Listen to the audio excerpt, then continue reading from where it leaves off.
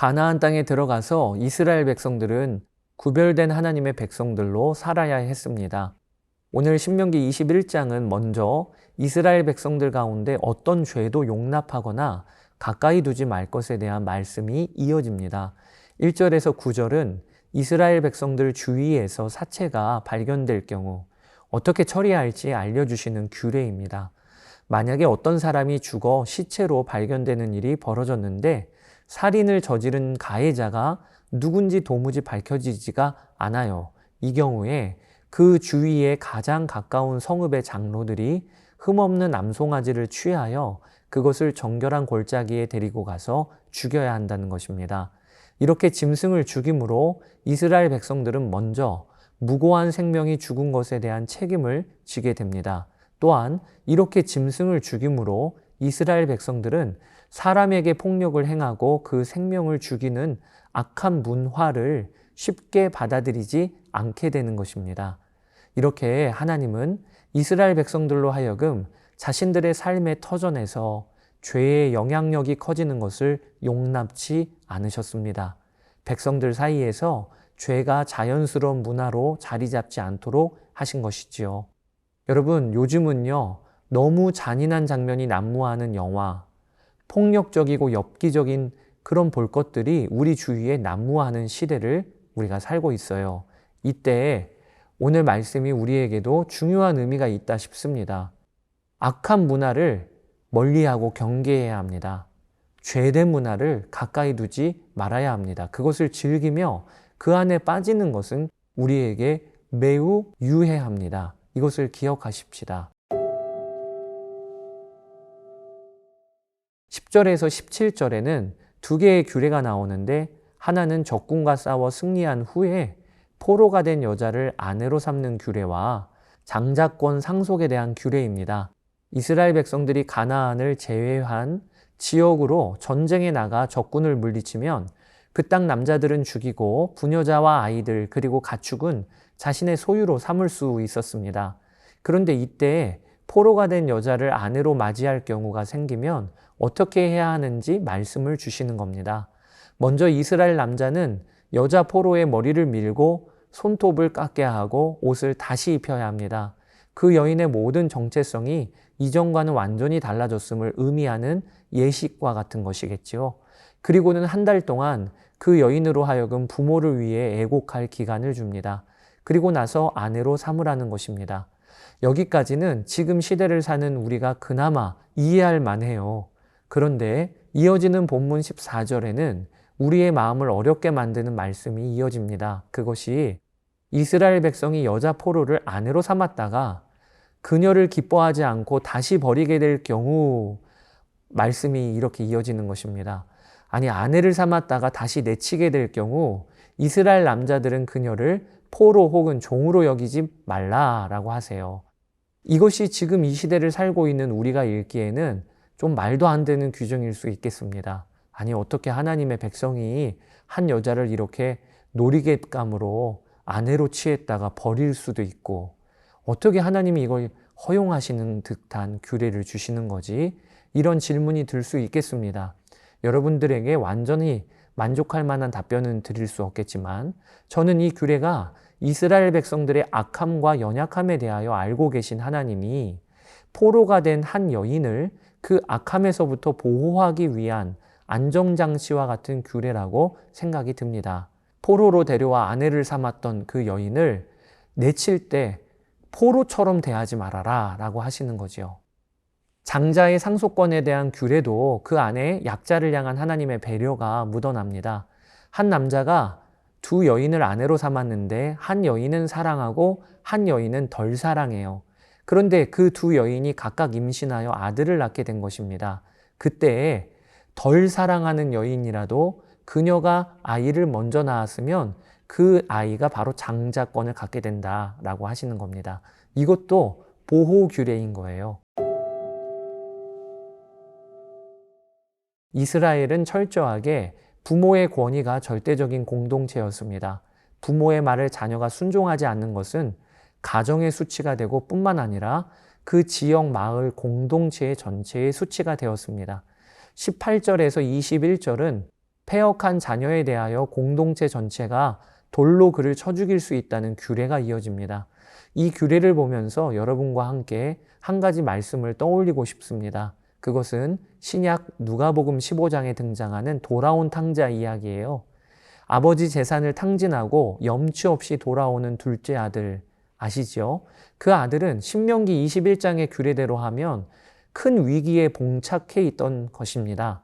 그는 아버지의 명예를 더럽힌 자예요. 뿐만 아니라 그는 마을 공동체의 명예도 더럽힌 자인 것이요.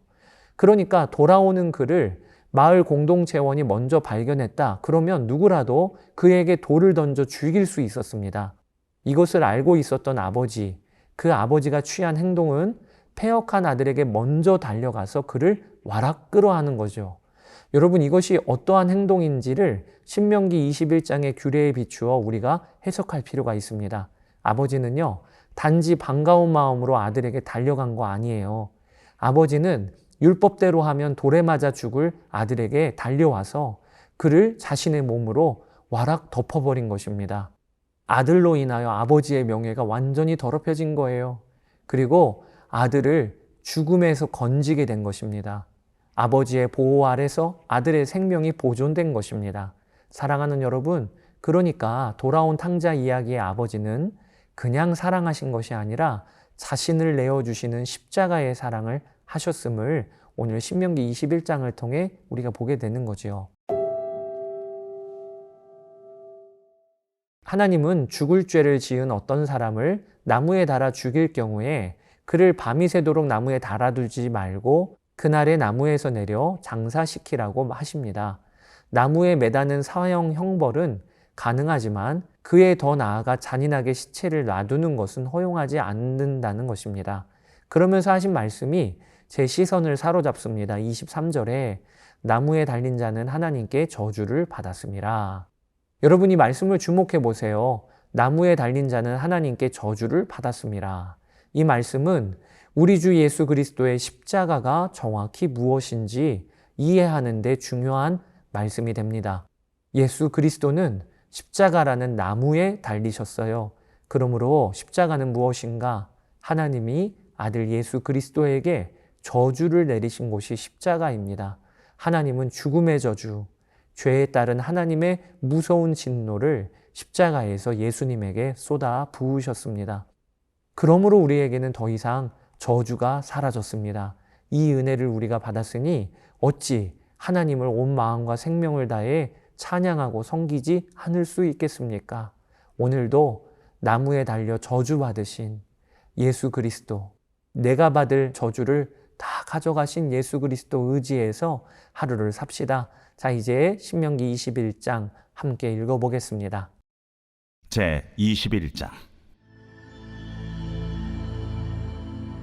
내 하나님 여호와께서 내게 주어 차지하게 하신 땅에서 피살된 시체가 들에 엎드러진 것을 발견하고 그 쳐 죽인 자가 누구인지 알지 못하거든 너희의 장로들과 재판장들은 나가서 그 피살된 곳의 사방에 있는 성읍의 원근을 잴 것이요, 그 피살된 곳에서 제일 가까운 성읍의 장로들이 그 성읍에서 아직 부리지 아니하고 멍에를 매지 아니한 암송아지를 취하여 그 성읍의 장로들이 물이 항상 흐르고 갈지도 않고 씨를 뿌린 일도 없는 골짜기로 그 송아지를 끌고 가서 그 골짜기에서 그 송아지의 목을 꺾을 것이요, 레위 자손 제사장들도 그리로 갈지니 그들은 네 하나님 여호와께서 택하사 자기를 섬기게 하시며 또 여호와의 이름으로 축복하게 하신 자라.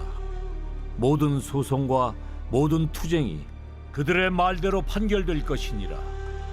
그 피살된 곳에서 제일 가까운 성읍의 모든 장로들은 그 골짜기에서 목을 꺾은 암송아지 위에 손을 씻으며 말하기를 우리의 손이 이 피를 흘리지 아니하였고 우리의 눈이 이것을 보지도 못하였나이다. 여호와여, 주께서 속량하신 주의 백성 이스라엘을 사하시고 무죄한 피를 주의 백성 이스라엘 중에 머물러 두지 마옵소서 하면 그 피 흘린 죄가 사함을 받으리니 너는 이와 같이 여호와께서 보시기에 정직한 일을 행하여 무죄한 자의 피 흘린 죄를 너희 중에서 제할지니라.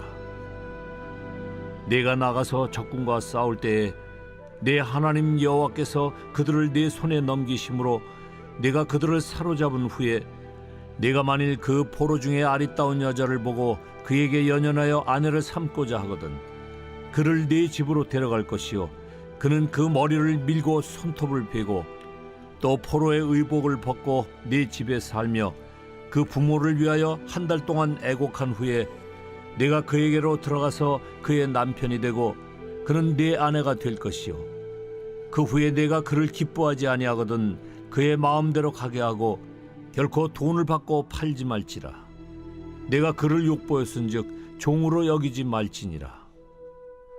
어떤 사람이 두 아내를 두었는데 하나는 사랑을 받고 하나는 미움을 받다가 그 사랑을 받는 자와 미움을 받는 자가 둘 다 아들을 낳았다 하자. 그 미움을 받는 자의 아들이 장자이면 자기의 소유를 그의 아들들에게 기업으로 나누는 날에 그 사랑을 받는 자의 아들을 장자로 삼아 참장자 곧 미움을 받는 자의 아들보다 앞세우지 말고 반드시 그 미움을 받는 자의 아들을 장자로 인정하여 자기의 소유에서 그에게는 두 몫을 줄 것이니 그는 자기의 기력의 시작이라. 장자의 권리가 그에게 있음이니라.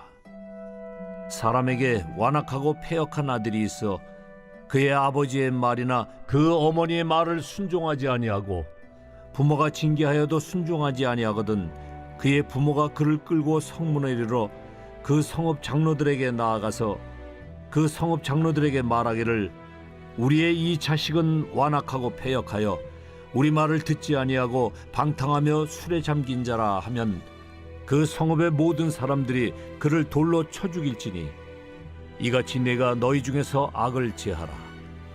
그리하면 온 이스라엘이 듣고 두려워하리라. 사람이 만일 죽을 죄를 범함으로 내가 그를 죽여 나무 위에 달거든 그 시체를 나무 위에 밤새도록 두지 말고 그날에 장사하여 내 하나님 여호와께서 내게 기업으로 주시는 땅을 더럽히지 말라. 나무에 달린 자는 하나님께 저주를 받았음이니라.